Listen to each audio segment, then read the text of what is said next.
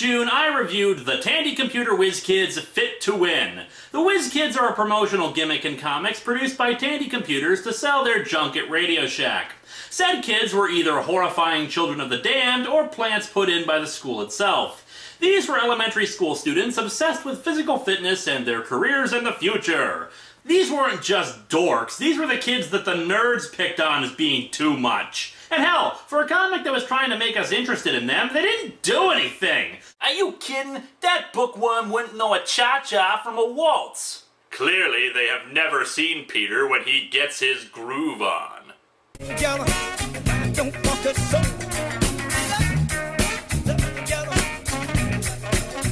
He's headed for big trouble. So are his new friends. It's a long way down to rock bottom. I don't know, Marvel proved you could hit it pretty quickly.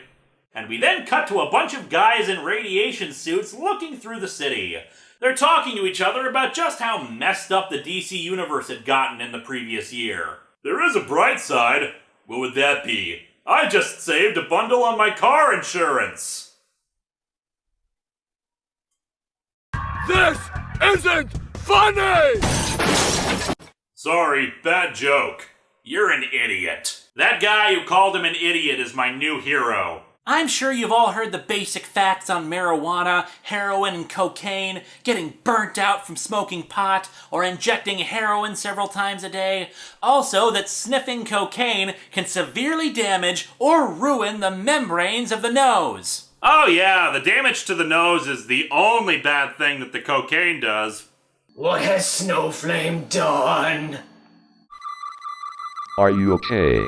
I feel like a rainbow! That's the third Morpher in a week. I also just noticed that when she came in, she was clearly wearing a skirt, but on the next page, she's now in pants. This, my friends, is a classic example of what Mystery Science Theater 3000 referred to as They just didn't care. Hawkeye, being out of his flippin' mind, suddenly opens fire on him to get his attention. What a nice guy. I say hello to people by shooting them too. Hello. Hello!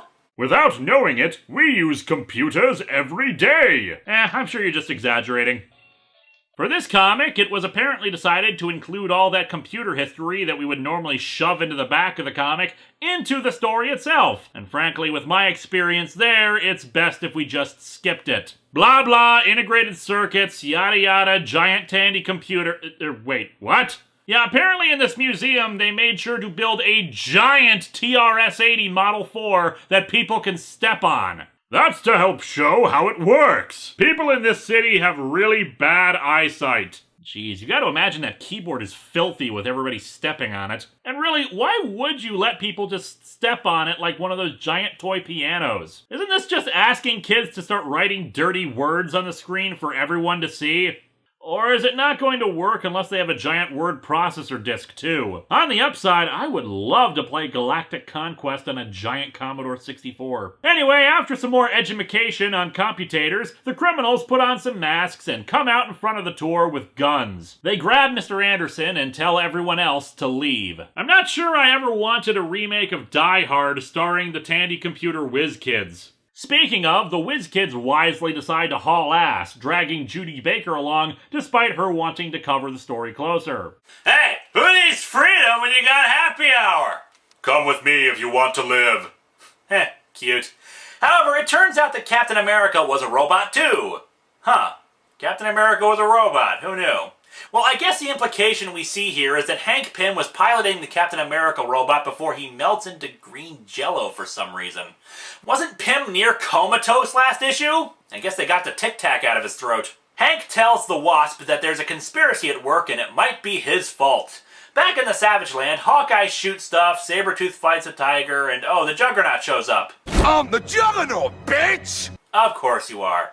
Actually, what makes me giggle is that the Juggernaut's outfit in the Ultimate Universe, while possessing this cool Cylon red eye thing, just makes me think he's actually a member of the Neptune Men. Ha ha ha ha ha! Your costume is ridiculous! Valkyrie also has a Pegasus, apparently. Don't know where the hell she got that. Shaw sends his police helicopter over to take a look and they spot the bus, radioing Shaw so they can send in the cops. But enough of the potential Miami Vice-esque chase scene. We need to check in on Alex and Shanna. And what do you know? Good God, kid! You're in elementary school. What steroids were you taking to suddenly buff up like that? You've seen a forced smile before. That's what was really prevalent during this run. I don't know if John Romita Jr. has ever seen a child, but, yeah, he seems to really struggle with children, as we see with bobblehead baby Clark here. Why is his head so big? Why is his head so big? As such, everyone is brought back to the witches, and the old crone is revealed to be the Looney Tune Witch Hazel. It's not too late, Sylvester!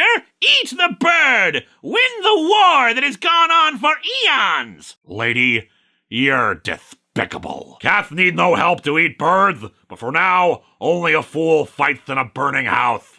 Also, Tweety hits her with her own broom. Lots of strength in those wings. And it seems Dinah and Catwoman are fonder of the other animal. But it's Wolverine! You know what that means? I'm out your brain!